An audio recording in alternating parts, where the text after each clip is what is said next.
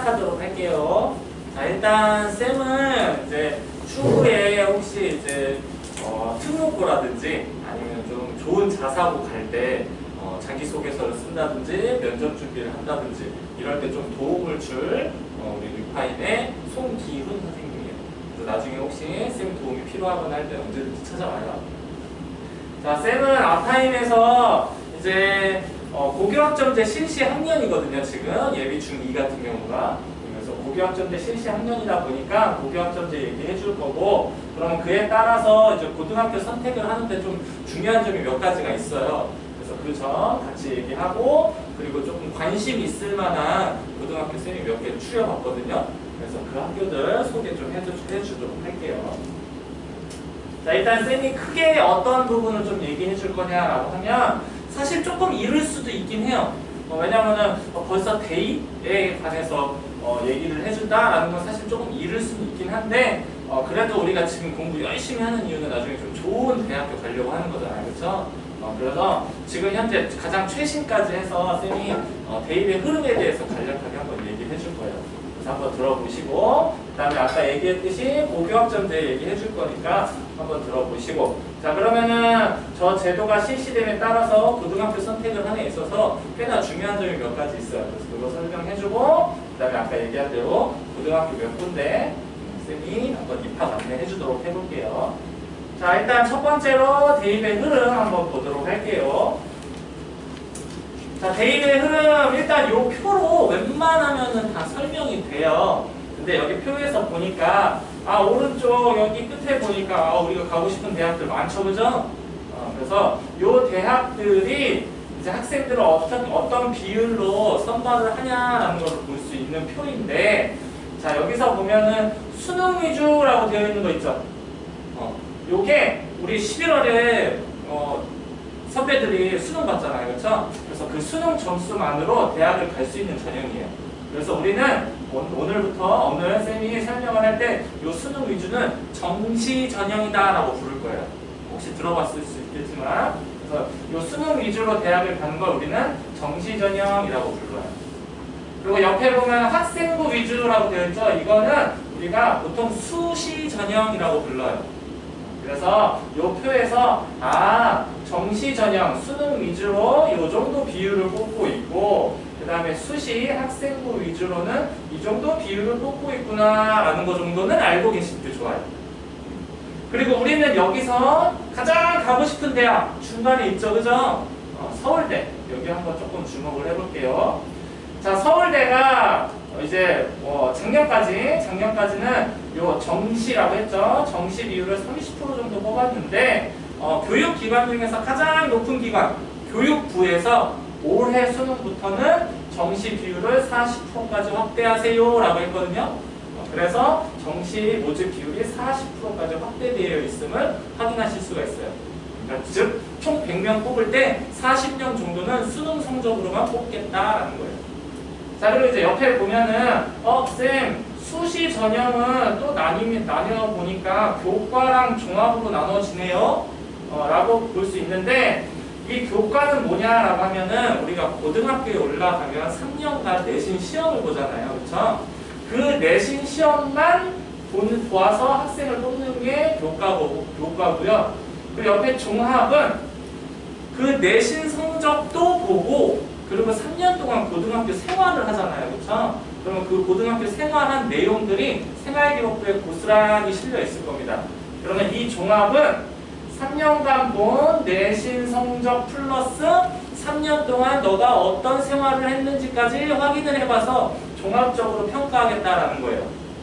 그래서 교과, 종합도 이렇게 조금 구분해서 보실 줄 알면 좋고요. 자, 서울대 보니까 3년간의 고등학교 성적만으로는 이제 앞으로는 뽑지 않겠다 라고 얘기를 했어요. 자, 그러면 교과가 중요하지 않다? 그건 아니죠. 왜냐하면 종합에서 볼 거니까요. 그러니까 즉 이제 교과만 가지고 뽑진 않을 거기 때문에 이 종합에서 당연히 교과를 좀 더 유의미하게 볼 거예요. 그래서 교과가 중요해지지 않는다라는 게 아니라 이 종합에서 그 교과를 조금 더 유의미하게 볼 거다라는 거 꼭 알고 계시면 좋아요.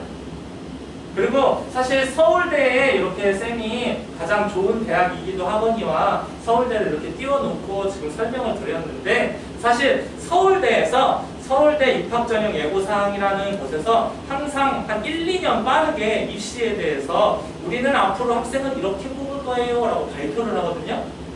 그럼 서울대에서 그렇게 발표를 하면 나머지 대학들이 그 내용을 좀 따라가는 경향이 있어요. 그래서 서울대 앞으로의 서울대 입학 전형을 조금 파악을 해놓으면 추후에 다른 대학들도 그 전형을 따라가겠구나라는 걸 파악하는 지표가 될 수 있거든요. 그래서 서울대에 좀 더 주목을 해야 될 필요가 있긴 합니다. 그런데 지금 여기 앉아있는 우리 학생들은 어느 정도만 알면 되냐? 정시 전형으로 40% 정도 뽑고 수시 전형으로 나머지 60% 정도 뽑는구나. 요 정도 알고 계시면 오늘 그래도 대입의 흐름에 대해서는 어느 정도 핵심 포인트는 얻고 가는 겁니다. 그래서 그 정도는 꼭 머릿속에 넣어두시길 바랍니다. 자, 그 다음에 이제 쌤이 고교학점제 설명해준다라고 했기 때문에 고교학점제 한번 설명을 좀 해줘 보도록 할게요. 자, 고교학점제는 사실 개념 자체는 굉장히 간단해요. 사실 학생들마다 내가 하고 싶은 일이 다 다르잖아요. 그쵸? 그거를 우리는 진로 적성이 다르다라고도 표현을 할 수가 있어요. 그럼 학생들마다 진로 적성이 다르기 때문에 이제 학생들이 고등학교에 딱 올라갔을 때 그 고등학교에서 이제 과목을 개설을 해놓을 거예요. 그러면 과목을 개설을 해놓은 걸 보고 나의 진로와 적성에 맞는 과목들을 신청을 해서 그 각각의 과목들이 이제 학점이 정해져 있거든요. 그래서 신청을 해서 이수를 하고 최종적으로 졸업을 하면 돼요. 그래서 그 과정이 어떻게 되냐라고 하면 지금 보는 과정대로 진행이 될 거예요. 그래서 우리는 여기서 이 교육 과정을 조금 주목해서 봐야 되는데 왜 그러냐라고 하면 아까 쌤이 이제 잠깐 얘기하긴 했는데 이제 고등학교에 올라가면 그 고등학교에서 교육과정이라고 해서 뭐 쉽게 얘기하면은 그 고등학교에서 진행할 교과목들을 학생들한테 공개를 할 거예요. 우리 학교에 오면 이런 과목들을 들을 수 있어요 라고 이렇게 공개를 할 거예요. 그거를 우리가 교육과정이라고 보시면 되는데 그러면 우리가 고등학교를 선택할 때 내가 좀 들어야 될 과목들 나한테 좀 도움이 될 과목들 그리고 어떤 심화된 과목들이 과연 개설이 되는 학교인가 그거에 좀 주목을 해야겠죠. 그래서 앞으로 고교학점제가 운영이 되면 내가 갈 고등학교에 어떤 교육과정이 개설이 되어 있는지를 꼭 확인하셔야 돼요. 알겠죠? 그래서 그 교육과정을 보고 수강 신청하고 이수하고 학점 취득하고 졸업을 하는 제도가 고교학점제라고 보시면 돼요. 자, 그리고 표로도 쌤이 좀 만들어 봤는데 자, 여기서 우리 오른쪽을 이제 좀 눈여겨봐야겠죠. 왜냐면은 여기는 현재는 이런 식으로 되어 있는데 우리 여기 앉아있는 학생들은 여기 오른쪽에 해당하겠죠. 그래서 오른쪽에 보면은 자, 빨간색 글씨로 되어 있는 것만 한 번 더 볼게요. 자, 학생 중심의 선택적 교육, 자기의 진로와 적성에 맞는 과목들을 선택할 거라는 거예요. 누가? 학생이.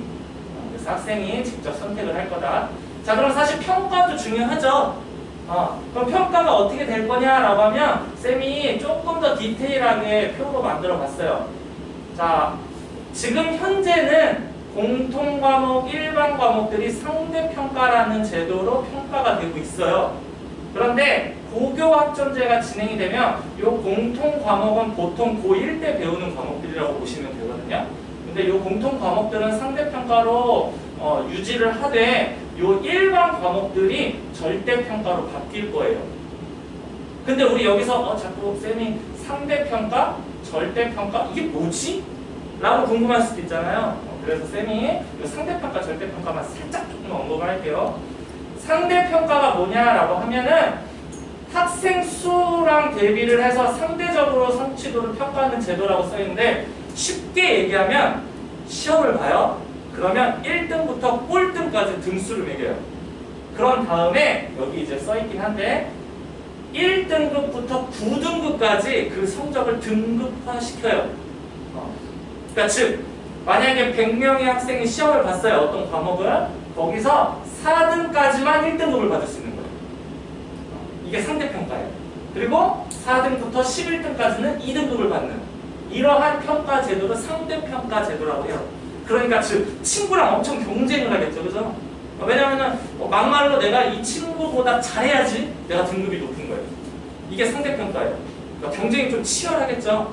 그죠? 근데 절대평가 볼게요. 절대평가는 친구랑 굳이 경쟁을 할 필요가 없어요. 오히려 친구랑 같이 공부하는 게 좋아요. 왜냐하면 절대평가는 개인의 성취도만 평가할 거예요. 무슨 얘기냐? 시험을 봤어요. 90점이 넘었어요. 그럼 나 무조건 A인 거예요. 그리고 친구도 90점 넘었어요. 친구도 A인 거예요. 자, 대충 뭐 조금 느낌이 와요? 상대평가는 친구들하고 경쟁을 엄청 해야 돼요. 친구보다 내가 성적이 솔직히 좀 더 높아야 돼요. 그래야지만 내가 높은 등급을 받는 거예요. 그러니까 상대적인 등급을 받는 거예요. 근데 절대평가는 나만 잘하면 돼요. 물론 친구도 잘하면 좋고. 그러니까 즉 나만 90점 이상 넘으면 돼요. 내가 그냥 90점 이상 넘으면 90점 넘은 애들은 다 A를 받는 거예요. 그러니까 즉 상대평가랑 절대평가 중에 당연히 상대평가는 굉장히 경쟁이 치열할 거고 절대평가는 경쟁은 그닥 필요 없죠. 오히려 친구랑 같이 공부를 해야겠죠. 그래서 같이 A를 받는 게 좋으니까. 그래서 고교학점제가 진행이 되면 여기 일반 과목들이 상대평가에서 절대평가로 바뀔 거예요. 근데 이게 뭐가 그렇게 중요한가요? 라고 할 수 있는데 이 일반 과목은 사실 수능하고 굉장히 연관성이 깊은 과목들이에요. 여기에 수능 과목이 거의 다 들어가 있다고 보시면 돼요. 그러면 우리가 앞으로 수능이 사라질 일은 없잖아요. 그렇죠? 그러면은 수능에 엄청나게 연관성이 깊은 일반 과목들이 지금 학생들이 엄청 경쟁을 하고 있어요. 친구보다 내가 더 등급을 잘 맞아야 되거든요. 상대평가로. 그런데 수능하고 연계된 이 과목들이 다 절대평가로 바뀔 거예요. 고교학점제가 되면. 자, 그러면 아무래도 내신 부담감이 좀 줄겠죠. 왜냐하면 4% 안에 드는 것보다는 그냥 90점이 넘어서 내가 A를 받는 게 훨씬 부담감이 적을 거예요. 그리고 아직 고교학점제가 진행은 되지 않았지만 쌤이 감히 예상하건대 상대평가에서 4% 안에 들어야 1등급을 받는데 절대평가에서 A등급을 받는 학생들은 보통 전교에서 30% 내지 40% 정도 될 거예요. 무슨 얘기냐? 지금 100명이 시험을 봤어요. 그럼 4명만 1등급이라는 가장 높은 등급을 받아요. 근데 절대평가가 되면 100명이 시험을 봤어요. 한 3, 40명 정도는 A등급을 맞을 거예요. 최고 높은 등급. 그러니까 즉 이렇게 상대평가에서 절대평가가 되면 내신 부담감 확 줄겠죠? 그거를 교육부에서 의도한 거예요. 지금 학생들이 너무 경쟁이 심하다. 너무 공부하는데 힘들다라고 해서 그래서 수능에 절대적 영향력을 끼치는 이 일반 과목을 절대평가화 시키는 거예요. 자, 이렇게 들으면 되게 와 고교학점제 되게 좋구나. 아, 나 공부하는데 조금 내신 부담감 줄어들겠구나 라고 생각할 수 있잖아요. 근데 여기에서는 약간 숨은 의미가 있어요. 이걸 파악을 해야 돼요. 자, 숨은 의미 한번 쌤이 조금 설명을 할게요. 자, 물론 모든 학생이 그런 건 아니지만 사실 우리가 중학교 때 한 중위권까지 학생들은 보통 일반고에 진학을 하죠. 그럼 일반고에 진학한 학생들은 고교학점제가 진행이 되면 절대평가로 평가가 이루어지기 때문에 내신 부담감 주는 거 맞아요. 그런데 문제가 있어요. 수능 대비가 되지 않아요. 왜 수능 대비가 되지 않냐? 지금 일반고도 사실 4% 그러니까 1등급을 가려야 되기 때문에 내신 시험이 그래도 좀 어려운 편이에요. 왜냐하면 변별력을 갖춰야 되니까. 그죠? 그런데 이제 고교학점제가 진행이 되면 굳이 그럴 필요가 없는 거예요. 그냥 애들 한 3, 40% 애들이 다 A등급을 먹게 해주면 되는 거예요. 그러니까 내신 시험이 지금보다 훨씬 쉬워질 거예요. 마치 우리 뭐 문제집 피면은 개념 확인 문제 이런 거 있죠? 그런 문제들로 내신 시험이 확 바뀌는 거예요. 엄청 쉬워지겠죠? 왜냐면 90점 넘는 애들이 많아야 되니까. 자, 근데 그런 문제들을 3년간 시험을 보면서 다루면 수능 대비가 될까요? 저 수능은 상대적으로 굉장히 논리력을 묻고 그리고 난이도가 쉽지 않잖아요. 변별력을 갖추는 시험이다 보니까. 그래서 만약에 일반고에 진학을 하게 되면 고교학점제가 진행이 돼서 내신 부담감이 주는 건 맞는데 수능 대비가 3년간 되지 않아요. 그래서 일반고에 가서 만약에 내가 수능으로 대학을 가고 싶다 그러면 솔직히 말해서 따로 공부해야 돼요. 학교에서는 그거를 감당해 줄 수가 없어요. 자, 근데 반대로 생각할게요. 자, 보통 이제 상위권 학생들은 특목고에 진학을 하죠. 아니면 좋은 자사고.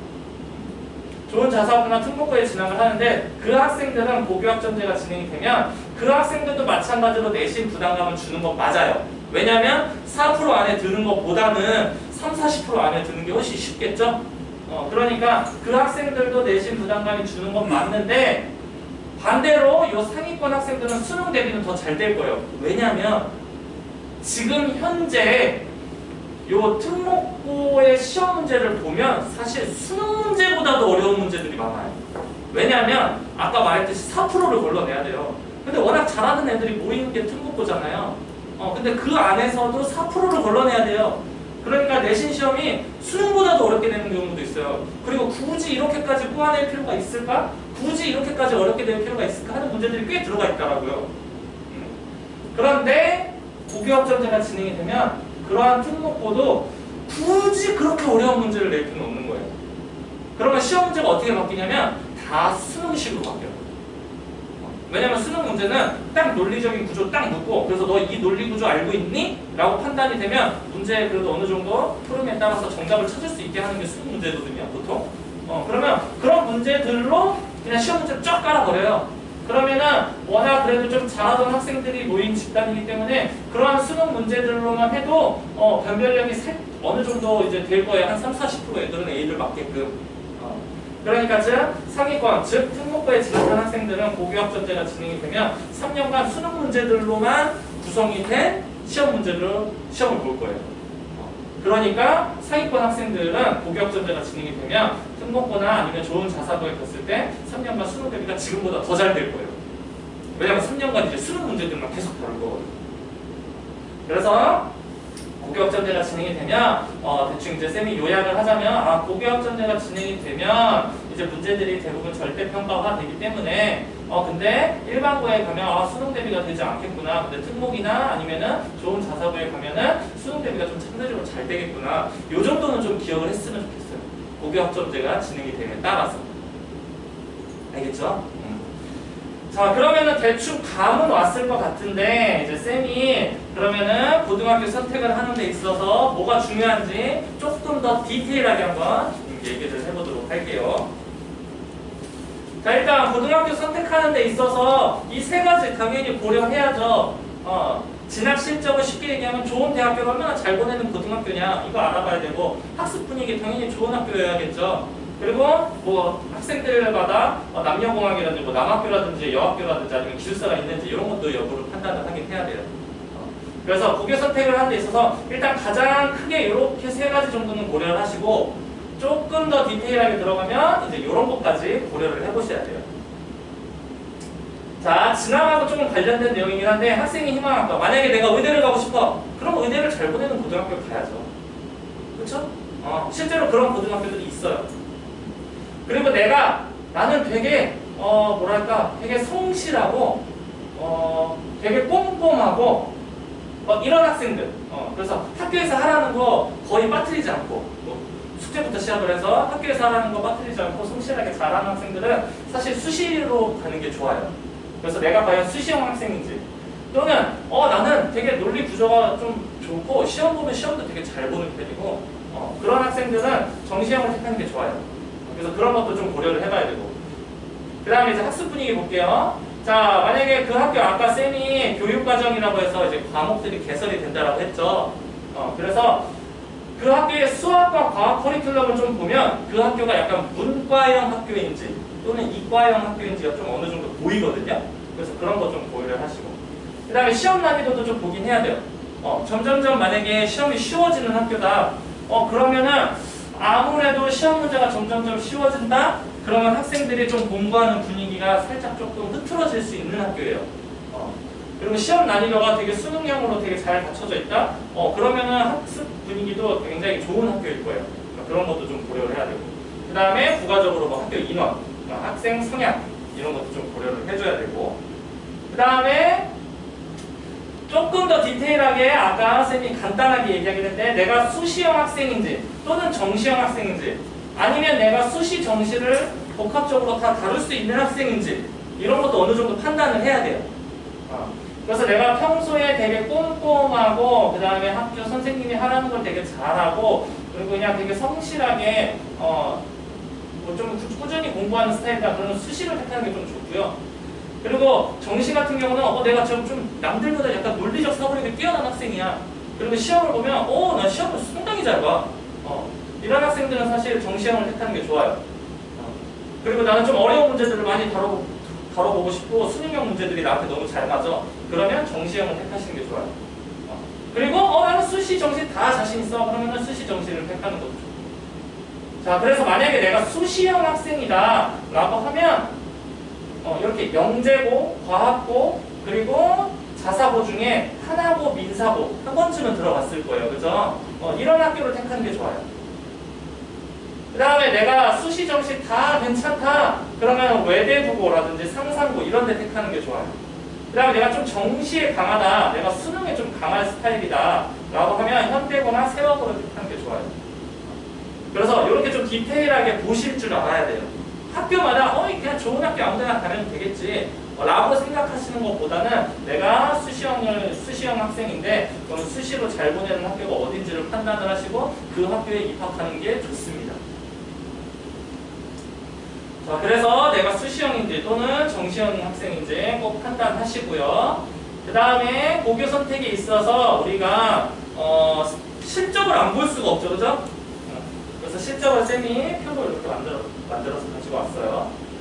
자, 실적 보니까 고등학교 명이 오른쪽에 있고 그 다음에 여기 쌤이 얘기했죠. 수시, 정시 있어요. 자, 수시, 정시 몇 명씩 보내는지 한번 이렇게 쭉 볼게요. 저기 보니까 쌤이 아까 얘기했는데 세화고 같은 경우 굉장히 정시형 학교입니다. 요런 거 좀 판단하셔야 되고 그런데 지금 여기서 이제 우리가 보니까 오른쪽에 고교 유형이라고 있죠. 자, 이 고교 유형 서울대를 잘 보내는 탑 100 학교인데 물론 쌤이 탑 100까지 가져오기는 표가 너무 커서 22위까지 가지고 왔어요. 근데 이 22위까지 보니까 대부분 특목 자사고죠. 물론 일반고도 있긴 해요. 일반고가 있긴 한데 이거 보니까 대치동하고 가까운 학교구나. 그래서 대치동에서 수능을 좀 준비를 잘해서 수능으로 좀 잘 가는 학교구나. 근데 사실 일반고는 우리가 지금 이미 위치가 성동지역에 있는 위치니까 일반고는 굳이 신경 쓸 필요 없고 우리는 서울대를 되게 잘 보내고 학생들을 잘 보내는 학교가 대부분 특목 자사고구나. 요거 판단하셔야 돼요.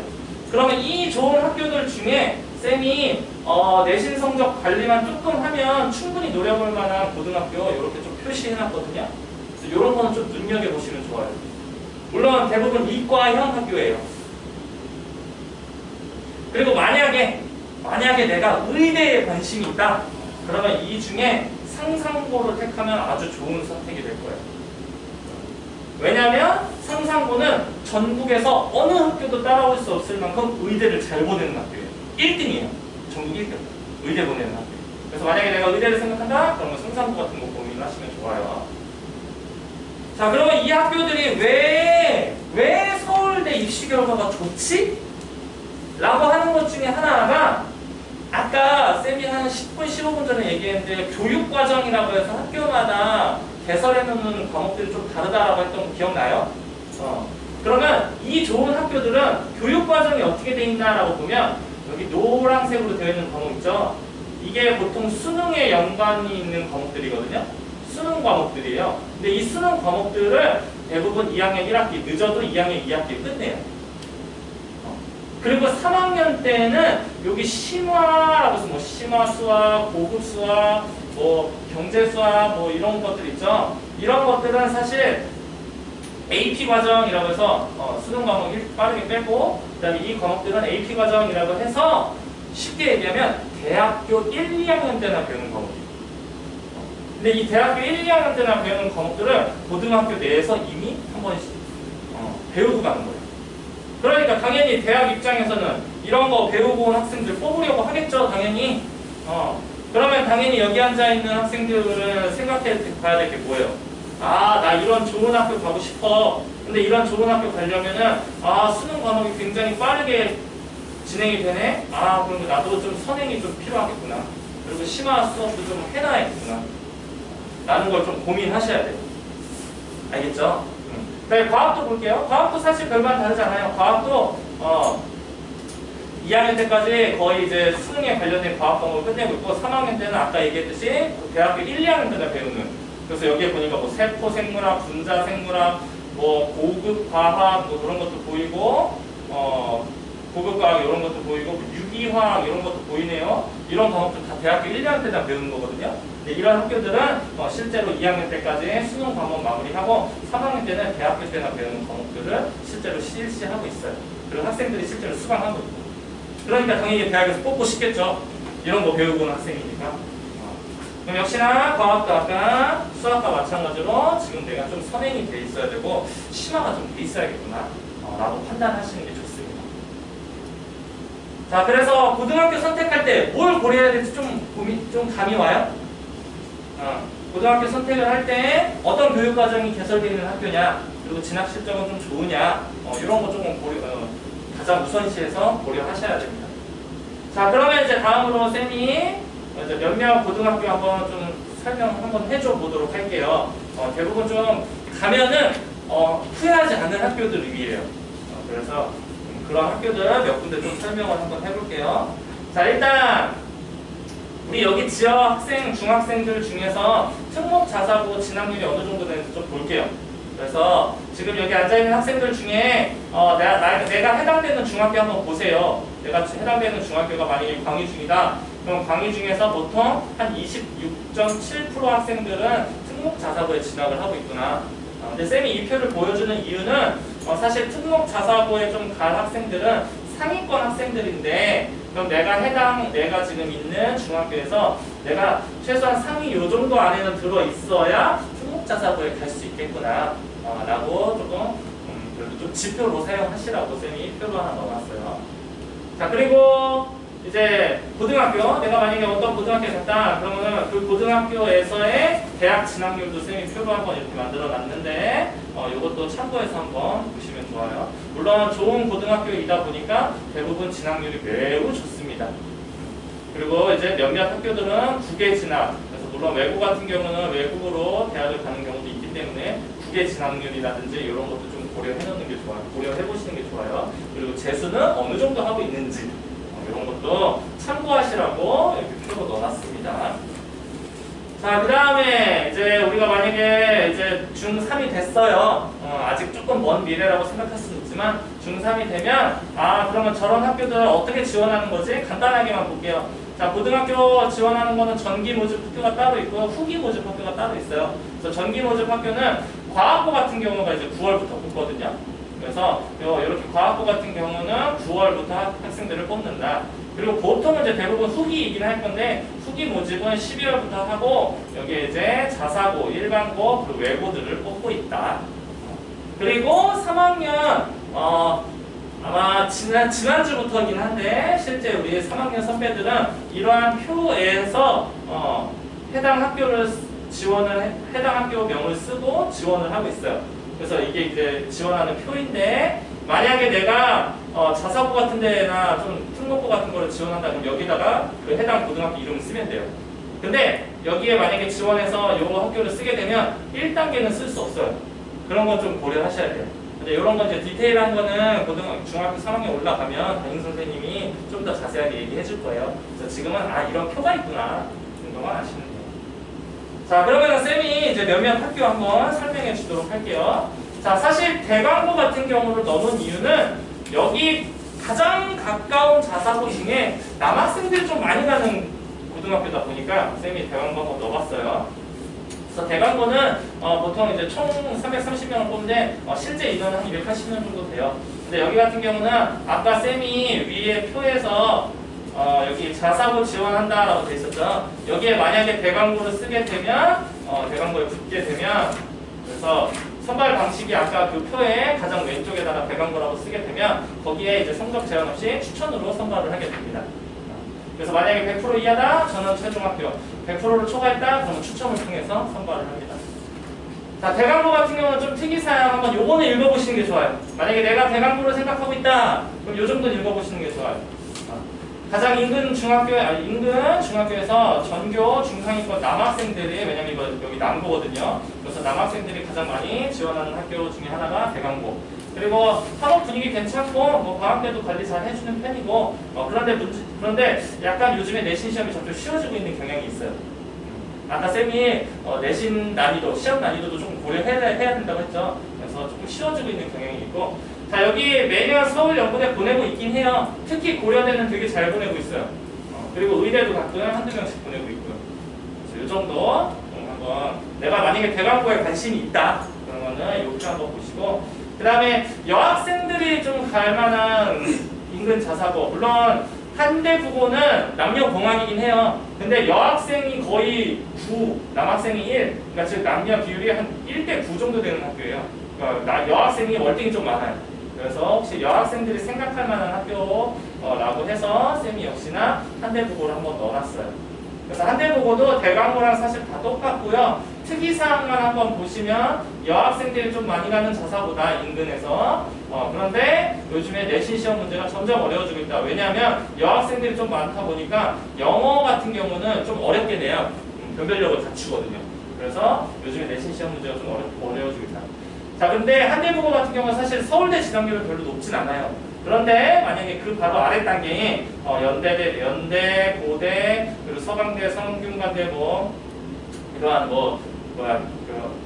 한양대 또는 이대 이런 대학들은 진학률이 되게 좋아요. 그래서 만약에 내가 한대국어로 생각하고 있다 그러면 연고 서성한이는 좀 진학을 잘하는 학교구나 라고 생각을 하시면 좋아요. 자, 그 다음에 또 남학생들이 좀 갈만한 요즘에 뜨고 있어요. 중앙고. 자, 중앙고 같은 경우 총 인원 한번 확인해 보시고요. 실제는 한 300명 정도 돼요. 여기는 이제 선발 방식이 지원하는 인원에 따라서 면접까지 가는 경우도 있긴 해요. 근데 사실 면접까지 가는 경우는 지금까지는 약간 없었고요. 올해는 조금 면접까지 갈 수도 있을 것 같긴 해요. 자, 근데 만약에 면접에 갔다 그러면 생활기록부랑 자기소개서를 토대로 면접을 보게 됩니다. 자, 그럼 특이사항 한번 볼게요. 자, 왜 중앙고가 요즘에 뜨고 있냐라고 하면은 기숙사를 생각하는 남학생들이 좀 선택하면 좋고, 그리고 서울대 진학률이 전국에서 54위예요. 꽤 높죠? 그래서 수시 3명, 정시 8명. 정시 인원이 더 많네요. 아까 쌤이 얘기했듯이 중앙고는 약간 정시형 학교입니다. 그래서 이렇게 그래도 전국 54위 안에 들 정도로 좋은 학교이니까 쌤이 중앙고 한번 넣어봤고요. 자, 그리고 여기는 약간 특이사항 중에 하나가 합격을 하게 되면 신입생 진단고사를 봐요. 그래서 들어가자마자 벌써 3개년 모의고사, 3월 모의고사 보는 것부터가 벌써 정시형 학교라는 걸 좀 볼 수 있죠. 그래서 그거 참고하시고, 그 다음에 현대고. 자, 현대고도 여기 특이사항 한번 보시면, 자, 중앙고랑 사실 뽑는 거는 과정이 거의 똑같기 때문에 위에는 중앙고랑 동일하다라고 보시면 되고, 특이사항에서 보면 여기도 역시나 서울대를 굉장히 잘 보내는 학교예요. 전국에서 중앙고랑 동일하게 54위를 기록하고 있는 학교입니다. 그래서 여기는 수시 그리고 정시 이렇게 보내고 있는데, 사실 올해 같은 경우는 이제 수시 정시가 좀 그래도 비슷하게 간데 여기도 약간 정시형 학교라고 보시면 좋아요. 그래서 인근 자사고 중에서 내신 시험 난이도는 상당히 높은 학교다. 이런 거 좀 고려하시고. 자, 그 다음에 여기부터는 좀 많이 좋은 학교예요. 많이 높은 학교라고 봐야겠죠. 가기 쉽지 않아요. 여기부터는 이제 실제로 거의 웬만하면 면접을 봐야지만 갈 수 있는 학교예요. 그래서 하나고 먼저 보시면, 자, 하나고 총 210명 정도 뽑아요. 근데 입학 경쟁률 보시면 벌써 다 남녀 다 1.5를 넘고 있는 걸 확인할 수가 있죠. 그래서 이 학교는 실제로 1차에서 서류 선발을 하고 2차에서 모두 다 면접을 가게 됩니다. 물론 1차에서 서류 선발에서 만약에 2배수가 넘었다. 그러니까 즉 여학생들은 2배수가 넘었죠. 여기서 성적으로 여학생들은 조금 떨어지는 학생들이 있습니다. 그래서 여학생들 같은 경우는 2대1이 넘으니까 좀 떨어지고, 그 다음에 2차에 가서 면접을 보는데, 그 면접에서 굉장히 좀 강하게, 굉장히 강한 면접을 실제로 실시하는 학교예요. 그래서 하나고는 면접 준비를 상당히 잘 하셔야 됩니다. 근데 하나고를 쌤이 왜 추천을 했냐라고 하면은, 여기에는 사실 하나고는 서울 학생들만 좀 뽑기도 하거니와, 그리고 강남 쿼터제라는 게 존재해요. 그러니까 즉 강남 지역에서 만약에 학생들이 지원을 했을 경우에는 전체 인원의 20%밖에 뽑지 않아요. 그래서 우리 학생들, 우리 여기 성동 지역 학생들은 20% 안에 드는 20%에 걸리는 학생이 아니기 때문에 조금 더 진학하기가 좀 더 쉽습니다. 그리고 아까 쌤이 수시형, 정시형 얘기했죠. 하나고 같은 경우는 수시형 학교라는 거 눈여겨보시고요. 그 다음에 상상고. 자, 상상고도 역시나 1차에서 서류로 선발을 하고 2차에 가면 면접을 봅니다. 그런데 아까 상상고 혹시 쌤이 얘기했었는데 기억하는지 모르겠지만 의대 진학률이 매우 좋은 학교예요. 그래서 만약에 의대에 가고 싶다 그러면 상상고 한번 노려보시는 거 아주 추천합니다. 자, 그 다음에 북일고. 북일고 처음 들어보는 학생도 있을 수도 있는데, 자, 북일고 서울대 진학률 되게 좋은 학교예요. 아까 21위 안에 드는 학교였거든요. 그래서 북일고 같은 경우도 남학교이고 그리고 전체 기숙사 생활을 하는 학교예요. 그래서 역시나 여기도 1차 선발을 하고 그리고 2차에 면접을 시행을 하고 합격을 해야만 하는 그런 학교입니다. 그래서 지금 북일고 같은 경우도 특이사항을 보시면은 역시나 서류 면접을 통해서 압박 면접이 이루어지고 서울대 입시 결과가 매우 좋은 학교예요. 그래서 북일고도 한번 생각해 보시는 거 좋은 선택이 될 겁니다. 자, 그 다음에 쌤이 과고 두 군데 보여줄 거예요. 서울에는 세종과고랑 한성과고 이렇게 두 군데가 있죠. 자, 둘 다 뽑는 방법은 동일합니다. 자, 근데 아까 혹시 봤는지 모르겠지만 과고는 전기 모집이라고 했어요. 전기 모집이면 9월부터 얘네들은 뽑기 시작돼요. 그래서 경쟁률이 되게 높아요. 왜냐면 전기 모집 나도 한번 도전해볼까? 라고 해서 학생들이 많이 도전하는 학교이기 때문에 경쟁률이 되게 높고요. 그래서 과거 같은 경우는 1차가 조금 더 힘들어요. 1차에서 붙는 게. 왜냐면은 이렇게 막 거의 4대1을 넘는데 그 중에 1.5배수만 선발을 하거든요. 1차에서. 그래서 1차에서 바로 면접을 바로 실시합니다. 그래서 생활기록부랑 자기소개서를 통해서 면접을 통해서 바로 선발을 하게 되고 2차는 약간 가서 시험을 본다고 생각하시면 돼요. 그래서 2차는 시험을 보고 그렇게 해서 합격에 이를 수 있는 학교입니다. 여기 특이사항 같은 경우는 뭐 굳이 비교를 하다 보니까 한성과고랑 비교를 하게 되는데 한성과고보다는 요즘에 세종과고가 입시 결과가 조금 더 좋아지고 있어요. 그 다음에 한성과고도 보실 건데 세종과고랑 거의 동일해요. 역시나 1차에서 보기가 조금 더 힘들고 2차에서는 시험 형태로 시험을 보게 되고 그런 다음에 이제 최근 입시 결과는 굳이 따지자면 세종과고보다 떨어지긴 하지만 그래도 좋은 학교입니다. 서울대 한 20명 정도 보내거든요. 한성과고도. 물론 세종과고는 한 30명 정도 보내요. 그래서 그런 거 좀 알아두시면 좋습니다. 자, 일단 쌤은 여기까지 한번 설명을 했고요. 뒤 이어서는 우리 한성호 선생님이 이어서 한번 좀 설명을 해줘 보도록 할게요.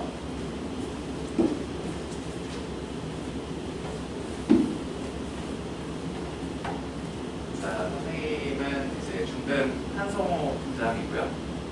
이제 앞으로 중2 친구들 우리 선생님이랑 많이 이제 수업을 하게 될 거고, 그다음에 앞으로 어떻게 이제 고등학교를 진학을 할지, 그다음에 고등학교 가기 위해서 어떤 준비를 해야 될지 이런 것들을 선생님이랑 좀 많이 얘기를 하면서 이렇게 앞으로 좀 수학이랑 과학 같은 것에서 이제 좀 많이 성장을 시켜주기 위해서 준비를 많이 하고 있는데 그런 부분에 대해서 우리 학원에서 어떤 거를 지금부터 준비를 하고 있나, 그리고 뭐가 중요한가 이런 것들을 좀 많이 알려주려고 나왔어요.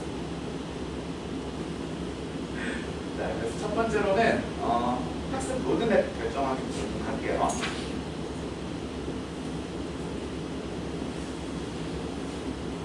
일단 첫 번째로는 특목 자사고 진학한 6파인 선배들이 누가 있는지 한번 간단하게 보고 이 사람들이 어떤 준비를 했고 또 어떤 결과를 통해서 이제 학교를 들어갔고 거기서 어떻게 하고 있는지 그거를 조금 설명을 해주도록 할게요. 이제.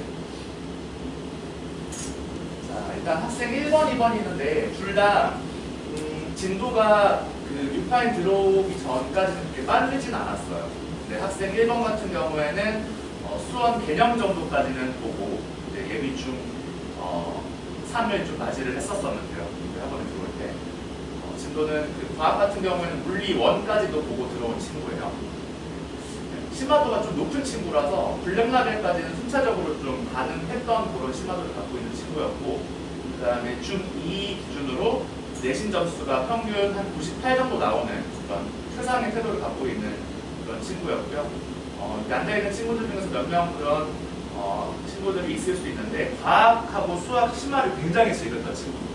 그래서 사실은 과학고를 좀 생각을 하다가 과학고 같은 경우에는 조금 자기 본인이 좀 약간 빡셀 것 같다라는 느낌이 좀 들어가지고 자사고 쪽으로 좀 마지막에 대열을 좀 튼 친구거든요.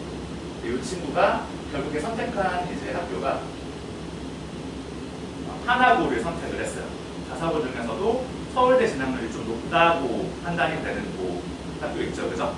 하나고를 진학을 해서 현재는 전체 2.7등급이 나오고 있고 수학 같은 경우에는 1등급, 2등급이 계속 꾸준하게 유지가 되고 있는 상황입니다. 그리고 심화 수학이나 심화 미래 부분 등 절대 평가 과목이 다 100점이 나오는 그런 굉장히 좀 영민한 친구입니다.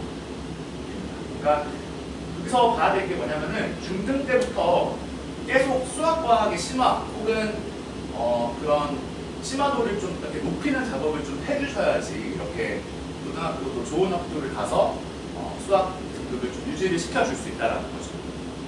확실히 관심이 있어야 되는 거예요. 두 번째 학생도 마찬가지. 두 번째 학생도 약간 비슷한 수준의 친구였는데 하나고를 마찬가지로 진학을 했는데 이 친구는 태도가 매우 좋아가지고 중등 내신 평균이 한 99 정도 찍었던 학생이에요. 거의 2, 3년 내내 한두 개 틀리고 그러고 졸업을 했던 친구라고 보시면 되죠. 이 친구 같은 경우에는 근데 하나고 가서 그렇게 높은 등급을 유지를 하고 있지는 못해요. 지금 전체 3등급 정도. 특히나 수학 같은 경우에는 3등급, 2등급이 왔다 갔다 하는 것 같은데 이 친구는 뭔가 심화를 즐기는 친구는 아니었어요, 사실. 심화를 즐기는 친구는 아니었어가지고 생각을 많이 하는 스타일이 아니었거든요. 그러니까 가서 좀 약간 고생하고 있는 그런 게 좀 보이는 그런 친구죠. 그 다음 세 번째 학생은 수상 개념까지 보고 이제 우리 학원에 들어온 친구였는데 이 친구도 보시면은 전교 3등 이내를 계속 유지하는 그런 친구였었어요. 최상 점수를 유지를 했었고 그다음에 친구는 공학 계열의 진로를 좀 생각을 하고 있었던 친구였는데 약간 애매한 부분이 있어가지고 그 친구는 일반고를 갈지 자사고를 갈지 그거를 좀 선택을 마지막까지 하다가 결국에는 대광고를 진학을 했습니다. 인근자사고 대광고를 진학을 해서 고1 때 전교 1등 성적을 계속 유지하고 있는 상황이에요. 그러니까 뭔가 애매한 느낌이 들긴 들었어도 이 친구도 수학 같은 경우에는 굉장히 좀 관심도 많고 심화도 챙겼던 친구거든요. 그러니까 가서 지금 잘하고 있는 중인 거죠. 그리고 4번 학생 같은 경우에는 수학까지 보고 들어온 친구였고 이 학생 같은 경우에는 능력하고 태도가 최상이라고 적혀 있는데 사실은 최상 수준을 떠나서 거의 영재고급의 어떤 그런 완성도를 갖추고 있는 친구였었어요. 그래서 사실은 거의 최고죠. 이 동네에서 거의 우리가 제일 가는 그런 친구라고 생각했던 친구고 약간 좀 어떻게 보면 영재고나 과학고도 좀 찔러볼 수 있는 친구였는데 약간 뭐라고 해야 되지? 머리를 좀 썼어요. 사실은 영재고, 과학고 같은 경우에도 진학을 해가지고 좀 높은 등급이나 등수를 유지를 할 수 있는 친구였음에도 불구하고 이 친구는 진로가 서울대 의대가 진로 목표였거든요. 그래서 현대고를 일부러 진학을 했어요. 현대고를 일부러 진학해서 거기서 전교 1등을 하자라는 마음가짐으로 처음부터 그렇게 밀고 들어가서 실제로 지금 현대고에서 전교 1등을 찍어서 서울대 의대를 진학할 수 있는 점수가 나오고 있습니다. 내신 등급 현재 1.02. 한 번도 1등 밑에서 내려오지 못했어요. 그래서 저기로 가면은 서울대 의대 같은 경우에는 자사고나 저렇게 일반고 중에서 굉장히 높은 학교급에서 내신을 잘 따는 게 가장 베스트거든요, 사실. 그래서 의대 진학 목표로 하되 메이저 의대 진학 목표로 하면은 저렇게 현대고를 진학해서 거기서 높은 등수를 유지하는 것도 어떤 전략 중에 하나가 될 수 있다는 거죠. 그 다음에 학생 5번은 그렇게 진도가 높지 않았던 친구였었어요. 3다시 개념 응용. 학생 6번도 마찬가지고요. 3다시 개념 응용까지 하고 저희 학원으로 온 친구였었는데 둘 다 심화도가 그렇게 높지가 못했어요. 특히나 학생 6번 같은 경우에는 센시를 끝까지 이제 자기가 본인 스스로가 좀 다루지 못했던 그런 친구였거든요. 심화도를 많이 높였어도. 하지만 둘 다 태도는 굉장히 좋았었어요. 둘 다 전교 3등 이내 98점, 학생 6번 같은 경우에는 전교 5등 이내 그 정도의 점수를 계속 유지를 하고 있었고, 진로 같은 경우에는 이제 둘 다 사실은 서울대를 목표로 하고 있던 친구였는데 어떤 진로를 갈지는 이제 고등학교 가서 결정을 하겠다라고 이제 판단을 했던 친구들이고, 그래서 둘 다 생각을 한 게 심화도가 높지 않고 수학 심화를 생각하기가 너무 어려웠던 친구였었어가지고 일반고를 둘 다 진학을 할지 이제 결정을 마지막까지 고민을 했던 친구였는데, 학생 5번 같은 경우에는 일반고에서 마지막에 자사고를 틀어가지고 한대보고를 진학을 했습니다. 거기서 내신 현재 1.8 정도가 나오고 있는 상황이고, 이 친구 같은 경우에는 심화도를 그렇게 높이지 않았음에도 불구하고 고등학교 가서 굉장히 열심히 한 그런 케이스예요. 학생 5번. 그래서 고등학교 때 수학 심화도를 좀 높여서 그래도 수학은 2등급 정도가 나오는 그런 상황이죠. 그리고 학생 6번 같은 경우에도 마찬가지로 일반고를 갈지 끝까지 고민을 했었는데 결국에는 대관고를 진학을 했어요. 대관고를 진학을 했는데 수학 굉장히 마지막까지 좀 열심히 했지만 그래도 심화도가 갖춰지지 않은 친구라고 했잖아요. 그래서 어떤 결과가 나올지 좀 궁금했었는데 결국에는 뭐 잘하긴 했어요. 수학 한 개의 오답이 나왔긴 했는데 한 개가 틀리면 이제 대관고에서는 보통 2등급이 떠요. 요새 좀 약간 쉬워지는 추세라 가지고 그래서 일단은 그렇게 됐고, 대신에 이제 전체적인 등급 같은 경우에는 1점 후반대로 굉장히 좀 좋은 성적을 거두고 있는 상황인 거죠. 특이사항 밑에 있는데 영어 공부로 인해서 수학 선행이 늦어져가지고 빠르게 선행을 친 케이스긴 한데 심화도가 좀 높은 친구들 같은 경우에는 이렇게 하는 상황에서도 뭔가 좀 완성도 이렇게 치고 올라갈 수 있었거든요. 근데 그게 좀 약간 좀 안 되는 친구라 가지고 끝까지 심화도를 많이 갖추지 못했었어요. 그래서 심화도는 언제나 높게 칠 수 있는 그런 기반을 좀 마련을 하긴 해야 된다라는 생각을 여러분들 좀 해주셨으면 좋겠습니다. 그리고 학생 7번 같은 경우에는 능력이 좀 있는 친구였었어요. 3- 개념 운영까지 압구정에서 하고 이제 넘어온 친구였었는데 이 친구는 센시까지 스스로 생각할 수 있었고 입분부터는 이제 노력이 좀 필요한 케이스였죠. 태도 같은 경우에는 극적으로 막 엄청 열심히 하지 않는 친구였었어요. 1번부터 6번까지 친구들 중에서도 좀 약간 또 덜 노력하는 친구였었는데 머리가 상당히 좋은 친구였었죠. 진로는 외국어관으로 생각을 하고 있었고 마지막까지 자사고나 일반고 둘 중에 어디를 갈까 생각을 하다가 결국엔 약간 전략적으로 건대부고를 진학을 했습니다. 건대부고 근처에 있는 학교죠. 근데 지금 가서 약간 반전이 고등학교 때 굉장히 열심히 하고 있어요. 그래서 내신이 최상위권을 찍고 있습니다. 고1 현재 1.16 등급을 찍고 있고 수학 같은 경우에는 2등급을 찍고 있어요. 전교 1등 경험이 있습니다. 거의 올백을 맞은 경험이 있어요. 중학교 때. 하지만 그게 노력으로 이루어진 게 아니고 이 친구도 약간 머리빨로 이루어진 친구라 가지고 사실은 고등학교 가서 잘할 수 있을지 걱정이 좀 됐는데 그나마 이제 고등학교 때 되게 열심히 해줘가지고 지금 고1 현재 굉장히 괜찮은 점수를 받고 있다라고 생각해 주시면 될 것 같아요. 그다음에 8번 학생 같은 경우에도 약간 비슷해요. 학생 7번이랑 케이스가 비슷한데 센시까지는 어느 정도 학생 7번 같은 경우에는 생각할 수 있었는데 8번은 조금 생각이 힘들었었어요. 하지만 노력으로 어느 정도 극복을 했었고 그 다음에 전교 1등 마찬가지로 찍은 적이 있고요. 중학교 때 광희중 친구였었어요. 그래서 최상 등급의 태도를 갖고 있었고 진로는 언론인 쪽 생각하고 있었는데 이 친구는 마지막까지 외고나 자사고 둘 중에 하나를 생각을 하고 있었는데 대원외고를 진학을 해서 현재 지금 고1 지금 상황에서 2등급을 지금 유지를 하고 있습니다. 대신에 수학이 그렇게 막 높은 친구가 아니라 가지고 심화도가 수학은 3등급 정도 나오고 있습니다. 전교 1등 경험을 했다라는 게 사실은 고입에서 굉장히 좀 중요한 부분이기는 해요. 사실은 전교 1등 경험을 한번 해놓으면은 고등학교 가서도 자신감을 잃지 않고 좀 공부를 할 수 있는 그런 기반 같은 거 마련이 되거든요. 그러니까 전교 1등 한번 우리 예비 중이 학생들도 노려보는 그런 태도를 한번 가져봅시다. 되겠죠? 네. 그래서 우리 학원에서 지금 생각하고 있는 수학, 과학, 학습 로드맵을 좀 간단히 보고 넘어가도록 할 건데요. 사실은 제일 중요한 부분이 수학하고 과학하고 영어 이 세 과목인 건 다들 알고 계시죠, 그렇죠? 거기서 좀 크게 기준을 삼아야 될 게 영어 선행 여부에 따라서 과학 수학을 어떻게 다뤄야 될지가 좀 결정이 돼요, 사실은. 근데 만약에 고등 영어 선행이 어느 정도 되어 있다, 본인이 예를 들어 고2 수준 정도까지는 어느 정도 기반이 마련이 돼 있다라고 하면은 당연한 소리지만 수학 같은 경우에는 선행 심화를 다 갖추는 그런 작업이 필요합니다. 중2부터는. 그리고 과학 같은 경우에도 선행하고 심화 둘 다 갖추는 작업이 꼭 필요해요. 이거 같은 경우에는 그러니까 심화까지는 안 보고 그냥 선행만 하고 넘어가지라고 생각할 수도 있는데 사실 니네가 이제 특목고나 자사고 같은 경우에 입학을 하게 되면은 거기서 나오는 내신 문제 같은 경우에 굉장히 어렵거든요.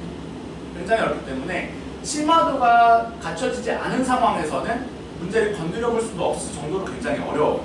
그렇기 때문에 선행을 치면서 그와 동시에 심화도도 같이 갖춰줘야 된다는 거지.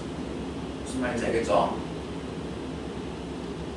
현재 자기가 영어 선행이 안 돼 있어. 그러면은 당연히 영어는 중3 여름까지라고 돼 있긴 한데 사실 중3 전에 선행을 어느 정도 고2, 고3 수준까지도 좀 끌어올리는 작업이 필요합니다. 수학만큼 영어도 굉장히 중요한 건 다들 알고 있죠, 그죠? 대신에 과학 같은 경우에는 선행 플러스 심화가 좀 어려울 거예요. 이렇게 되면. 그러니까 영어를 대체적으로 중3 여름 전까지, 중3 봄 전까지는 좀 완성을 해놓고 중3 때는 과학 선행에다가 심화까지 더 생각해 주시는 편이 좋을 것 같습니다. 그래서 우리 학원에서는 수학 같은 경우에는 이제 선행하고 심화를 고루고루 좀 갖출 수 있게 프로그램이 좀 마련이 되어 있어요. 그래서 여러분들이 좀 제일 궁금해할 1년 정도의 저희 예상 계획을 좀 한번 보여줄 건데요.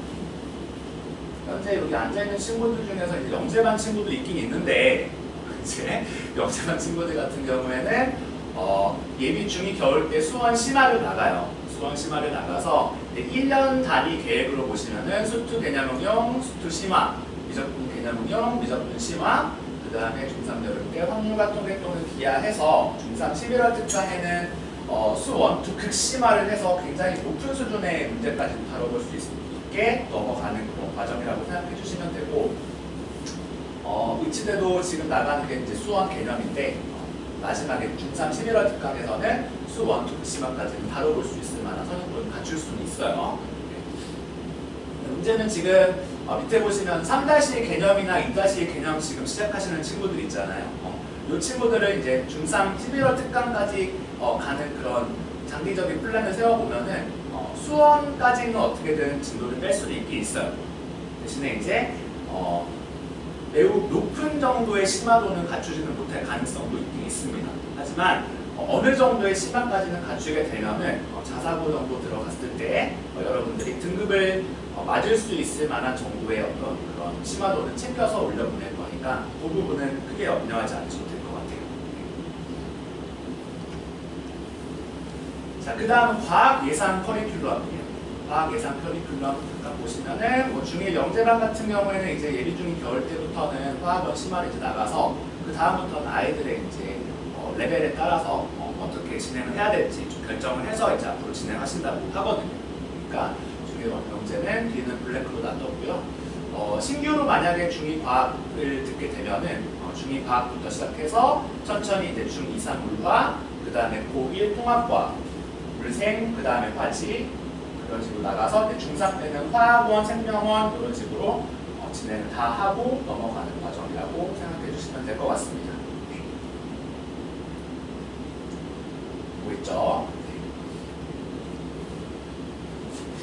그래서 간략하게 중등 내신이 이제 너희들이 이제 앞으로 칠 과정들인데 어떤 의미를 갖고 있는지 중등 내신이 물론 중요하다는 건 다 알고 있겠지만 어떤 의미를 갖고 있고 얘가 왜 중요한지를 짤막하게 좀 설명을 하고 넘어갈게요. 시간이 좀 많이 오바되는 것 같아서 보시면은 무학, 광희, 동마 한 대에 보면 A 등급 든 학생들 비율 보이죠, 그렇죠?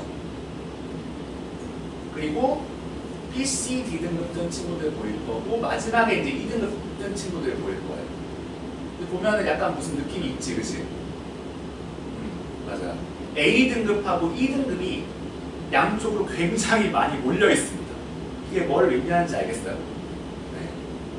공부하는 친구들은 굉장히 빡세게 공부를 하고 공부 안 하는 친구들은 아예 놔버린다라는 의미죠, 그렇죠?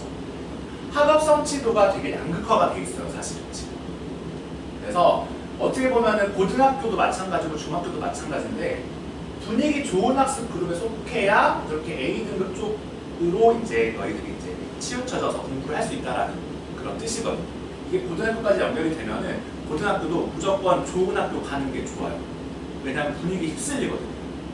그래서 2등급 뜨는 친구들이 많은 학교일수록 뭐 안 좋다 이런 건 아니지만 어쨌든 A등급 쪽에 인원이 많고 2등급 쪽에 인원이 적은 학교 쪽으로 가줘야 내가 나중에 뭔가 공부하는 분위기도 살고 그다음에 공부하는 그런 집중도 같은 것도 살릴 수 있다라는 게 사실 정설이죠, 그렇죠?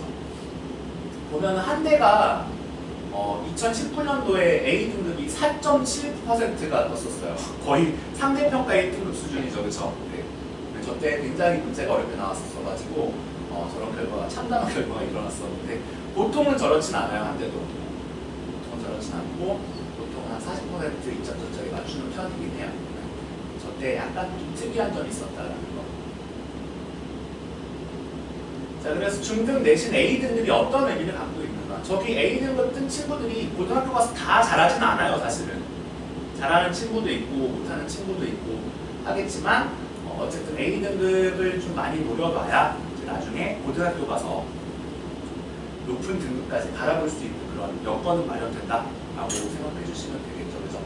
만약에 어떤 고등학교를 진학을 했는데 거기서 50% 정도의 어떤 성취도가 나왔어요. 그러면 그게 등급으로 해당하면은 5등급 정도가 되거든요, 50%가.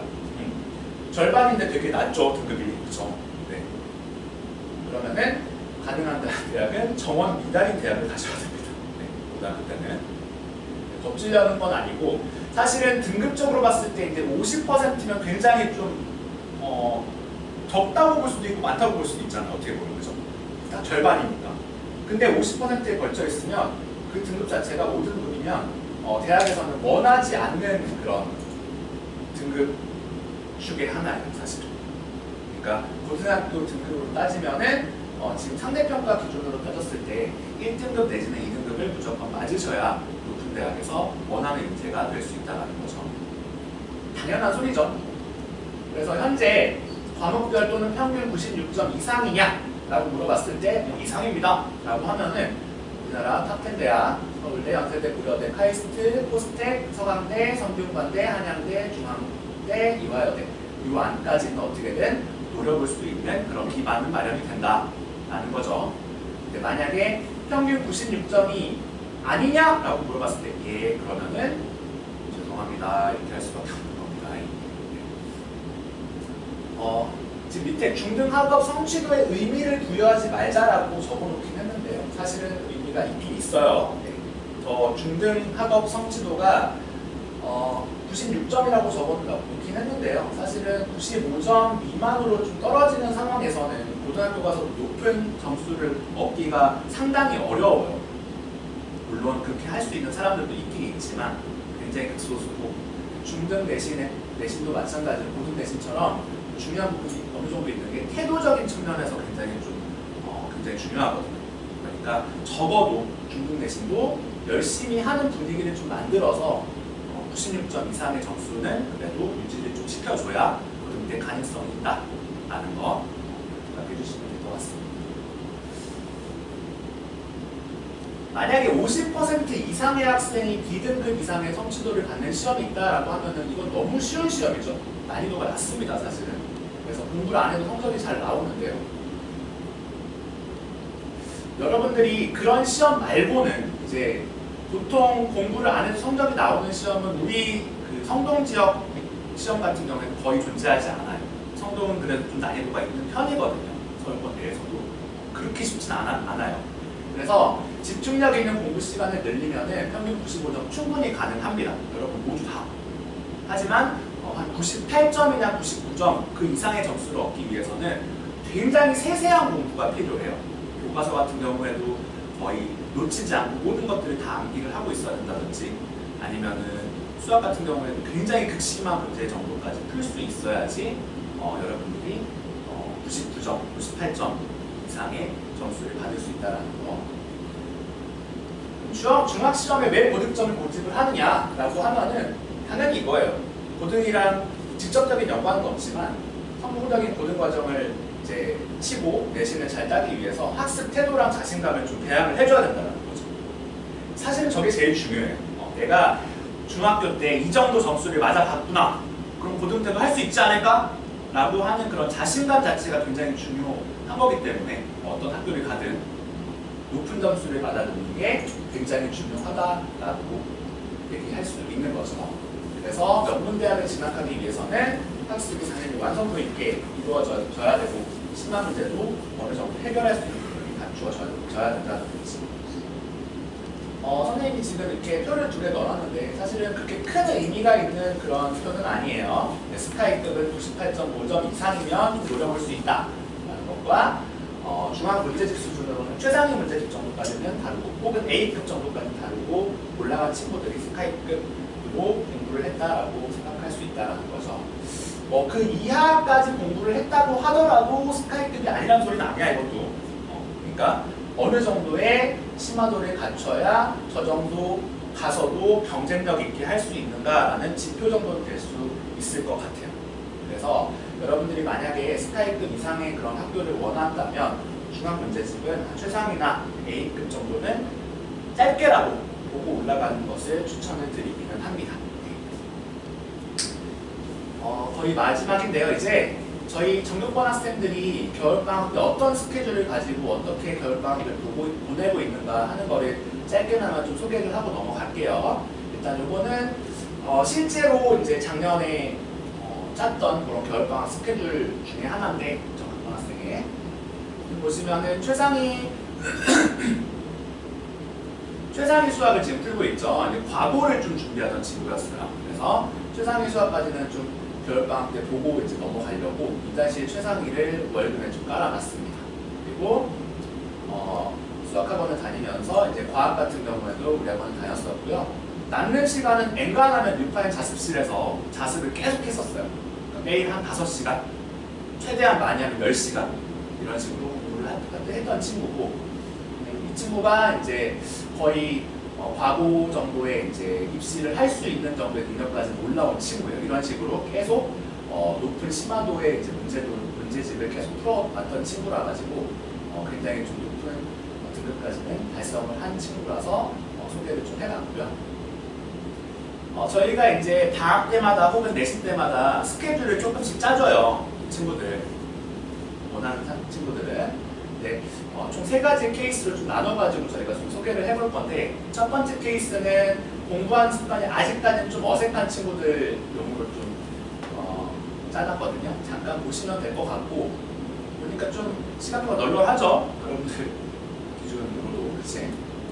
근데 아직까지는 공부하는 습관이 좀 아직 안 돼 있는 친구라서 정도의 어떤 스케줄을 가지고 겨울방학 때 진행을 했고, 케이스 2로 넘어가면은 이 친구 같은 경우에는 선행이 좀 강한 의지가 있는 친구였었어요. 그래서 주 3일반을 신청을 해서 주 3일 UIP로 이제 업그레이드 프로그램이 또 있거든요. 그걸로 이제 3-1 플러스 수상까지 한 번에 좀 치고 가는 그런 친구였고, 남는 시간에는 자아탐구라고 돼 있는데 저 자아탐구가 노는 시간이 아니고 사실은 저도 공부를 했었어요. 네.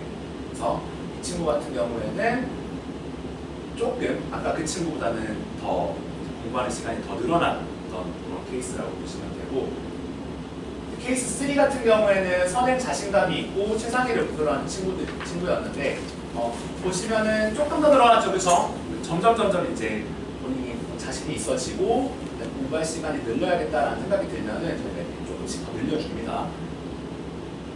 자신감이 있는 친구였고, 하지만 자신감이 있더라도 중2 내신 대비는 좀 필수를 해줘야 된다라는 거는 당연한 소리고요. 그래서 여기서 좀 이제 더 가면은 저희가 이제 최상위권 학생들 같은 경우는 쉬는 시간이 거의 없어요. 거의 없게 저희가 이제 목표를 세워서 그걸 달성하게끔 시간표를 짜고 있는 그런 상황이라고 보시면 됩니다. 그래서 실제적으로 어떤 친구들이 어떤 시간표를 가지고 공부를 했는지 몇 개만 보면은, 자, 보이죠? 네. 10시부터 1시까지 쉬는 시간이 거의 없습니다. 네. 하루 종일 공부했다는 거예요, 지금. 친구 같은 경우는. 네. 아침에는 영어 단어를 배우고, 그 다음 국어 공부하고, 3-2쌤2를 보고, 그 다음에 수상을 보고, 그 다음에 이동을 해서 영어를 가든지 수학을 가든지 하고, 그리고 마지막에는 잠들기 전까지 과제를 하는 시간을 가지고 그랬던 친구죠. 이 친구 같은 경우에도 이렇게 열심히 해서 이제 고등을 갔는데, 고등에서 수학 등급 같은 경우는 한 2등급 정도 나와요. 이렇게 하고 갔던 친구여도 2등급 정도 나오는데, 사실은 본인이 원하는 대학을 갈 만한 점수가 안 나와서, 특히나 국어 점수가 좀 덜 나오는 친구라 가지고 국어를 위해서 조금 더 노력하고 있는 친구이긴 합니다. 근데 보시면 특징이 그거죠. 거의 모든 과목을 다 공부를 한다는 거죠.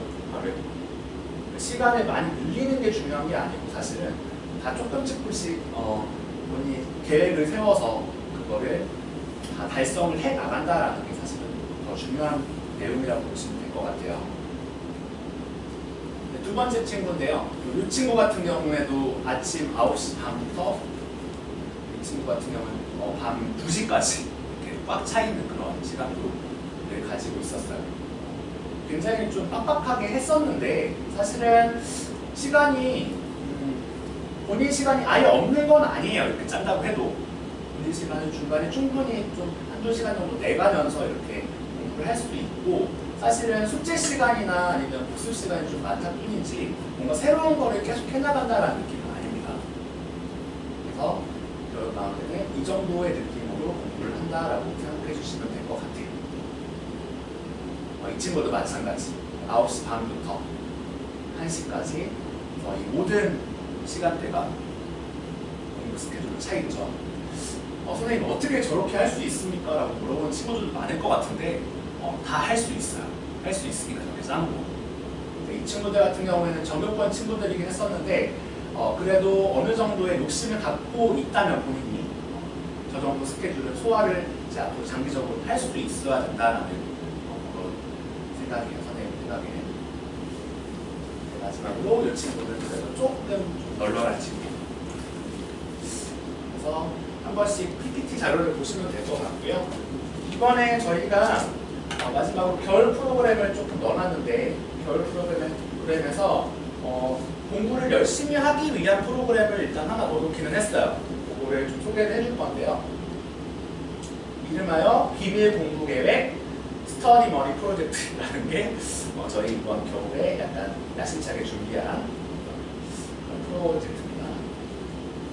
그래서 어떻게 진행을 할 거냐면은 12월 19일부터 12월 22일까지 신청을 받을 거예요. 그래서 스터디 머니 프로젝트 줄이면 뭐죠? 스머프죠. 여러분 스머프 뭔지 잘 모를 것 같은데, 저기 밑에 있는 캐릭터가 스머프예요. 두 번째 페이지에. 그래서 스머프 신청합니다 라는 문구와 함께 닉네임을 같이 전송을 해주면은 12월 26일부터 1월 31일까지 한 달 조금 넘는 기간 동안 우리가 이렇게 운영을 할 건데, 어떤 운영을 할 거냐? 스터디 머니라고 하는 어떤 포인트를 계속 쌓을 거예요. 그거는 학원 출석이 될 수도 있고, 아니면은 테스트가 될 수도 있고, 아니면은 어떤 중간 단어 테스트가 될 수도 있고, 그 다음에 책을 한번 풀어오면은 그 포인트가 될 수도 있고. 그래서 학원 생활 열심히 하고 공부 열심히 했던 것을 바탕으로 우리가 스터디 머니라는 어떤 포인트를 계속 쌓아줄 거예요. 그러면은 그걸 바탕으로 마지막 합산 순위를 정해서 최종적으로 등수를 발표를 할 겁니다. 그래서 지금 보면은 획득 방법도 나와 있죠. 정규 과제, 테스트, 단어 테스트, 그다음에 개별 미션, 자습 시간, 이렇게 5가지로 좀 나눠가지고 요거를 좀 잘 충족을 시키면은 굉장히 높은 등수도 바라볼 수 있거든요. 그래서 상품은 이렇게 됩니다. 1등부터 3등까지는 추첨형으로 아이패드 프로 11 128GB가 걸려있어요. 그래서 1등을 하시게 되면은 이런 거를 추첨으로 뽑을 수 있는 기회를 줄 거고요. 만약에 싫다 그러면은 확정형으로 신세계 상품권 20만 원까지 이제 걸리는 그런 프로젝트라고 보시면 돼요. 보면은 11일부터 30일까지는 스터디 플래너도 들어있죠. 이게 생각보다 싸지 않아요. 그래서 만약에 참가를 하게 되면은 60등까지는 저희가 상품을 저렇게 마련을 해서 여러분들한테 드리는 그런 프로젝트로 생각을 해주시면 될 것 같습니다. 그래서 이거 같은 경우에는 우리가 공부를 열심히 해보자라는 느낌으로 시작을 하는 거라 가지고 여러분들이 많이 열심히 참여를 해주시면 굉장히 좋을 것 같아요. 그래서 여기까지 해서 예비중이 프로그램을 설명회를 마치도록 하겠습니다. 네, 고생하셨어요. 네. 감사합니다.